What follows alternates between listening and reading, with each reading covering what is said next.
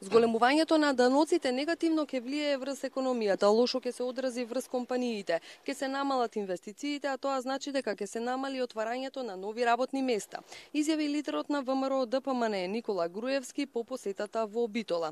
Ефективната даночна стапка во изминатиот период изнесуваше 7,4%, а Македонија беше позната како земја со најниски даноци. Тоа придонесе за зголемување на странските инвестиции кои што отворија 172.000 нови работни места. Зголемувањето на даноците ќе намали конкурентноста на производите, а зголемувањето на даноците не значи повеќе приходи во буџетот, туку опасност од зголемување на сивата економија.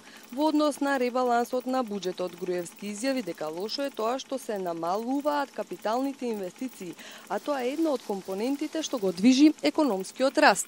Секое зголемување на даноците се одразува негативно на економијата и ова ќе се одрази сигурно негативно. Тие во својата програма имаат најавено зголемување на персоналниот данок на доход, но и од медиумите и од некои други извори.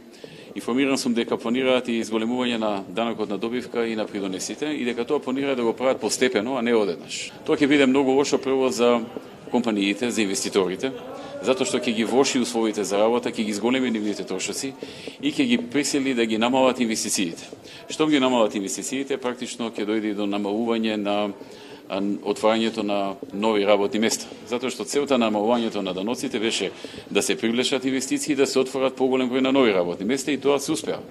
Македонија стана држава со најниски даноци во светот. Груевски овде во Битола изврши увид на неколку инфраструктурни проекти, го посети основното училиште Елпида Караманли. Се реконструира по 37 години, а инвестицијата за реконструкцијата изнесува 2 милиони денари. Изврши увид и на реконструкција на поранешната касарна.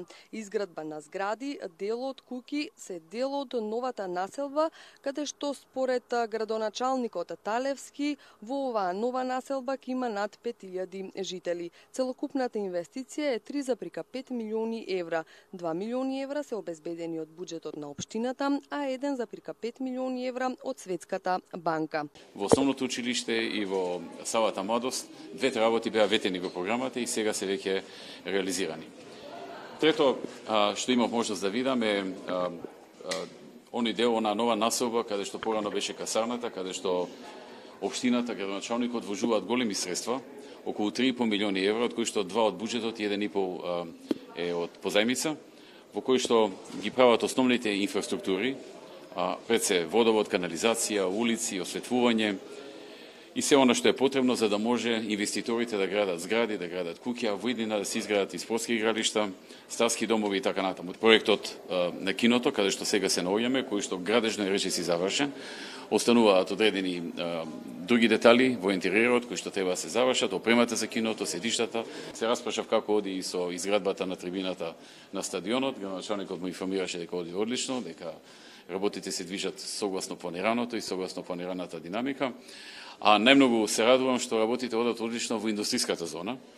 Таму општината имаше дополнителни инвестиции, затоа што индустријската зона се шири во смисла на поголем број на фабрики, односно вработени. Груевски го изврши увид и на реконструкција на спортската сала Младост. Инсталиране нов проект и нови столчиња, а вкупната инвестиција е 400.000 евра. Овој објект сега е приспособен за меѓународни надпревари. Груевски изврши увид и во изградбата на киното Манаки со вкупна инвестиција од 700.000 евра и 120 седишта.